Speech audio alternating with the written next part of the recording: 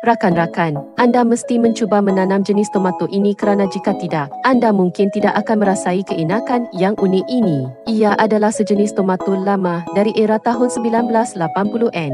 Kulitnya nipis dan mudah rusak ketika dibawa, jadi jarang dapat dijumpai di pasaran sekarang. Tetapi manis dan aroma tomato ini tetap sama. Tiada jenis lain yang dapat menandingi rasanya. Sekarang ini, kebanyakan tomato di pasar hanya dibangunkan untuk hasil tinggi dan tahan penyakit. Tetapi manis dan rasa asli sudah hilang. Tomato F1 hybrid ini masih mengekalkan kualiti asal. Sangat manis, berjus dan sedap dimakan sama ada mentah atau dimasak.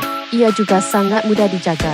Anda tidak memerlukan kebun besar, walaupun di balkoni atau pasu kecil, anda boleh menanamnya. Dan yang terbaik, ia boleh ditanam sepanjang tahun. Saya mempunyai benih berkualiti yang memberikan hasil yang sekata dan lebat, tetapi stok yang tinggal sudah sedikit. Jadi cepat buat pesanan sebelum habis.